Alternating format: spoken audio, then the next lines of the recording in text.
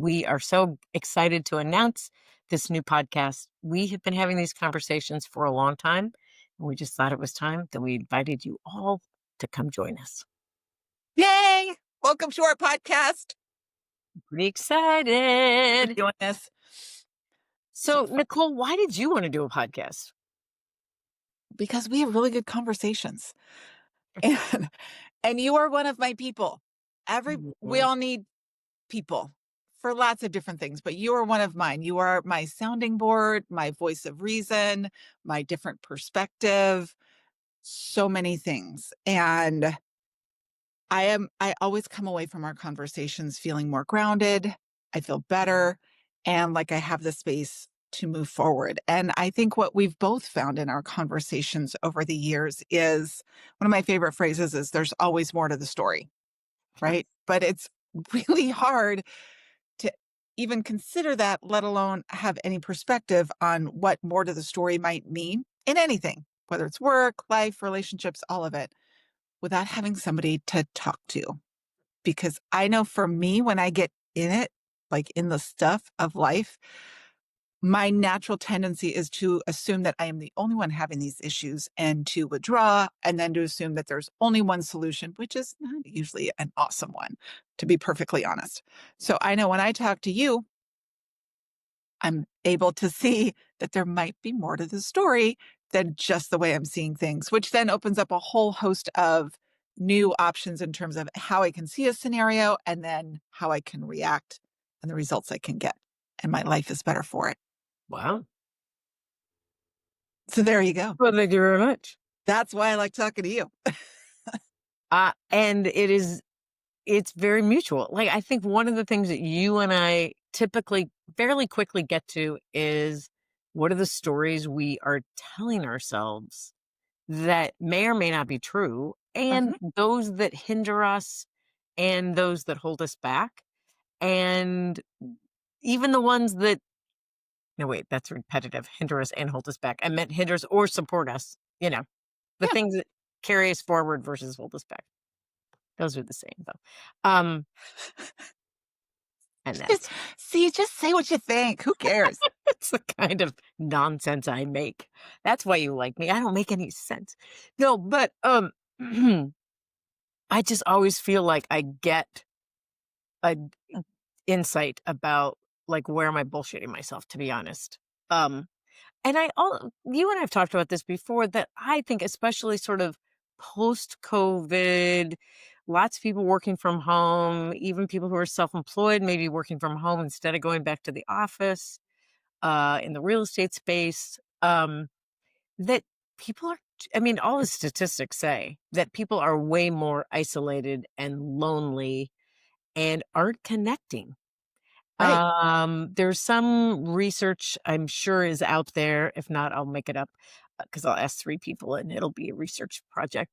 That I think people spend more time listening to podcasts or some kind of social media, not a conversation they're having with someone they know, Mm-hmm. than having conversations with people they know. And that's just, I don't think that's good for us. And so even though people are joining us in this conversation in a podcast or on some sort of device, I think our intention really is to help people feel like they're having a real conversation with friends or that they're joining our conversation. And that excites me. I think, Yeah. Me too. And I hope it inspires some people. I hope it allows some people to go and know that they've been seen and that they're not alone. It's fascinating. I grew up with a mom, and one of her main mantras was you do not talk about family outside of family. You keep it all in house. yeah. Worst advice ever. I mean, my parents got divorced for a lot of reasons, but I really believe part of it is this whole you don't talk about the family outside, because then again, it means you isolate and you only have certain options available to you. And I know for a fact I would not have the marriage I do, the friendships I do, the business I do, and just, I'm going to say mental sanity I do. I realize some days that's debatable and it depends on who you ask. It'd be very selective in your survey on my sanity and who you decide to poll on what days. But I would not be where I am today without having people that I can talk to and share with to get outside perspectives on. Like, it's a hard road when you feel like you gotta handle it all yourself. Absolutely. Absolutely. So if somebody like I quickly think back and I have a very couple of hysterical pictures of us from like 12 years ago when I joined Windy City, Yes. when you and I first met. Oh my god. And I could never have foreseen the friendship that has evolved or I mean, really even just what's happened in the last few years. I Right. think you and I like when I'm telling people about our friendship to people who don't know you, I kind of say we're a little Oscar Felix odd couple-ish. Um, Love it. no judgment about which of us is Oscar or Felix or which is a better role, but just a little odd couple-ish. Um, Yeah. and but that's only kind of on a superficial level. And I think, as somebody who both of us in our professional lives meet people all the time, it is so easy to make some of those sort of snap judgments about who that other person is. Like you are, for many years, you were like the brunette Barbie that I knew. And that was before the Barbie movie came out and became, sort of the most badass icon ever. It had a lot of, I'll be honest, not very positive connotations. Did Well, you think I was shallow? You can say yes, it's okay. maybe.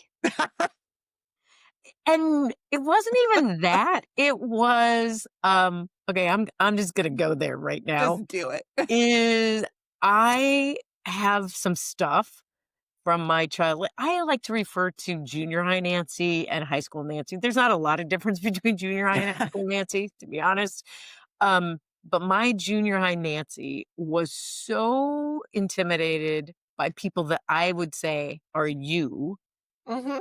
Really pretty, probably popular with the boys. Not that I thought I wanted to be popular with boys, but it was such a world I didn't understand. And you know how to dress and do makeup and you have pretty hair. Like it was just this whole world that I felt like I was such an outsider.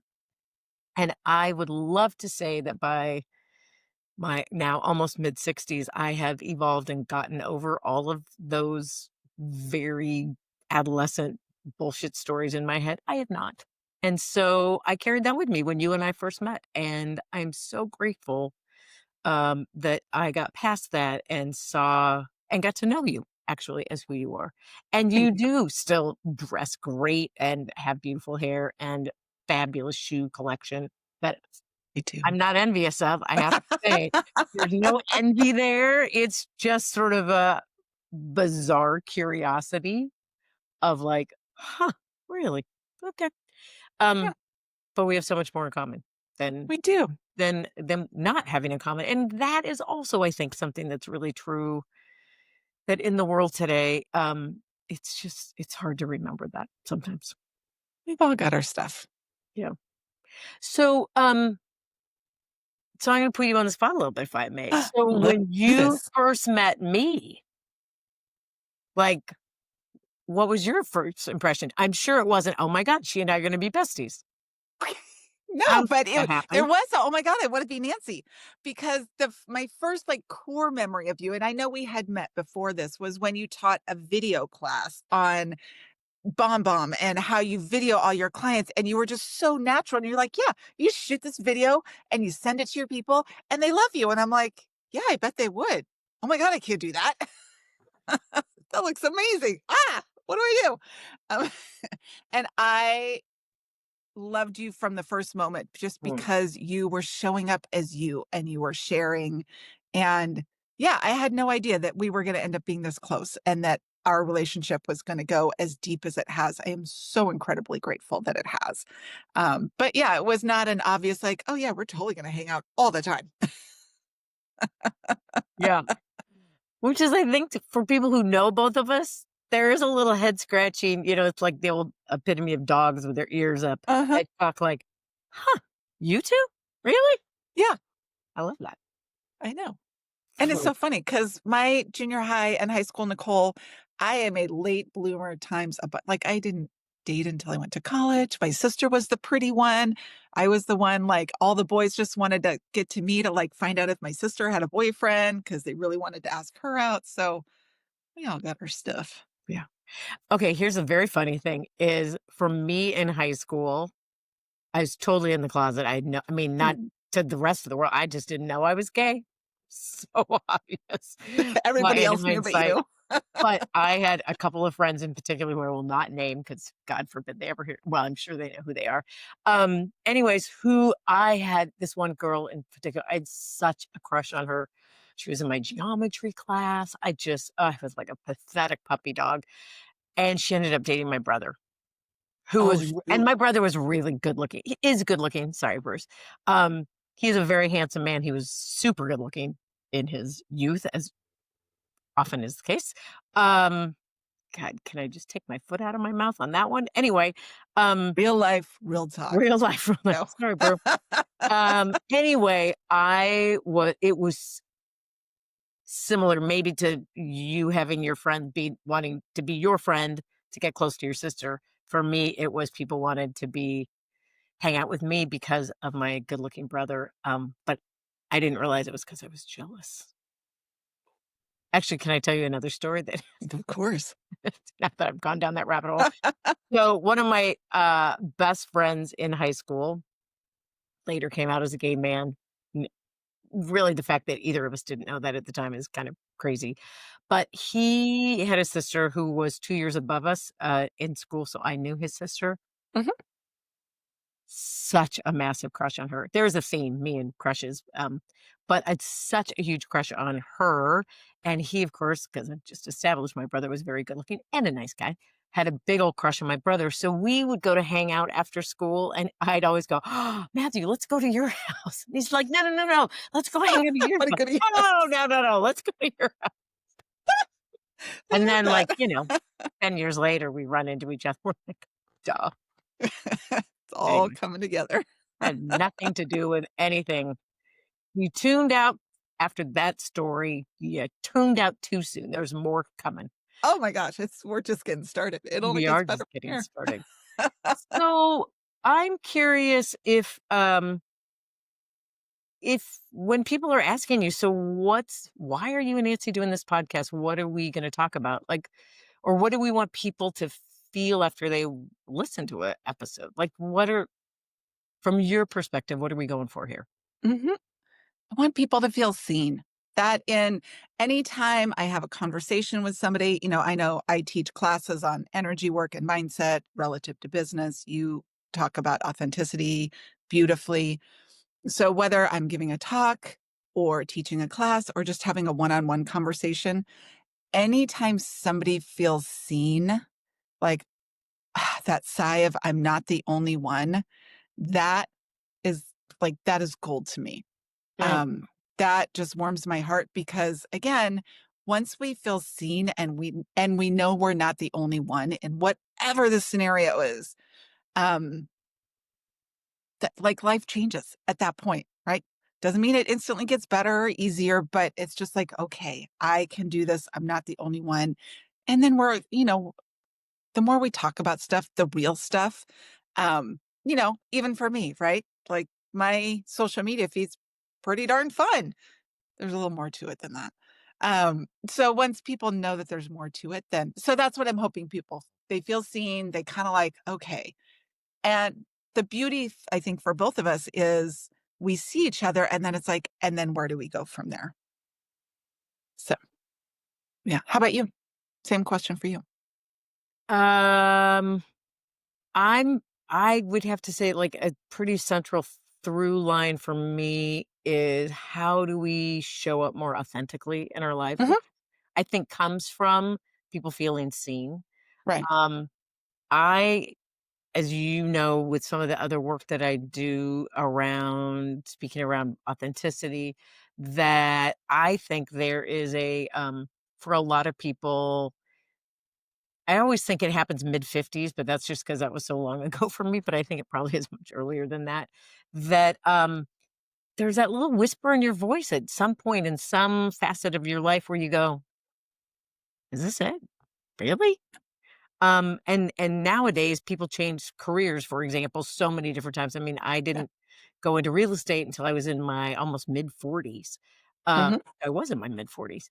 Um, and I think either we listen to that whisper of something ain't right, fine Yeah. isn't good enough anymore, um, or we kinda go, la, la, la, and we just keep going on automatic pilot because we don't really wanna change anything, and I think our various identities as sister, daughter, spouse, parent, what friend, all the things, employee, employer, um, I think that just gets crystallized or encapsulated in some way Mhm. so that we're just living out that role, and not really feeling like we're very tapped into who we are. So, all of that is a long way to say that I hope our conversations help people hear that whisper if it's there in their lives, Mhm. feel like, oh, there is a space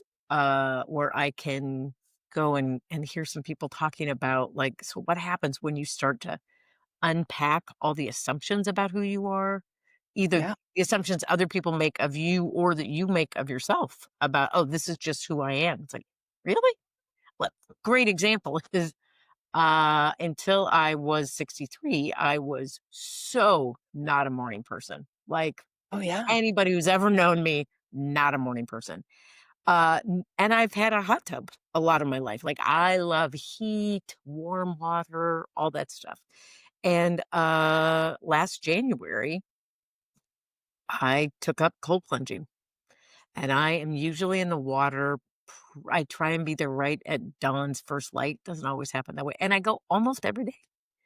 And I, that just is in like complete contradiction to any sense of identity of who I am in the world and what I care about, or like whether I'm consistent or not consistent, or do I do hard things or do I not do hard things, or am I even capable of change? Um, and here I am. I mean, I went again this morning and I was thinking to myself as I was again, it's like Groundhog's Day. Every day I'm having the same conversation about, do I really have to get out of bed? It's so Mhm. warm. Maybe I won't go today. And people say, you don't have to do it every day. You could just stop. My sister asked me yesterday, "So how long are you gonna do this for?" I said, "Forever." She Yeah. said, "Oh, you're You'll not, like, doing it for a year?" And I said, "I mean, I don't know." Yeah. You'll do it until it doesn't feel like the right thing to do anymore. Yeah. But I think it's beautiful. You show up for yourself first thing every day. That is powerful. Well, and it's super physical, obviously, like, it makes you be so in your body. I do it in nature rather than just like a tub, Mhm. plunge tub. So oh god, the eagle I saw this morning was amazing. The light on its head, it was like the brightest white I'd ever seen on an eagle. It was so beautiful. Um, but it also I start the day doing the thing that I am always telling myself I could never have done.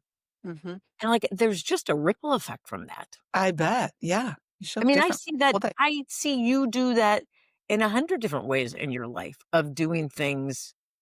I mean, really, we're doing a podcast, I Nicole. know. Check us out. How far we'd be doing this. I know. So I just think so, God, that was a lot of rambling, but I really want people to feel like, they can there's a safe place to sort of wonder, is the story that I'm telling myself true? Yes.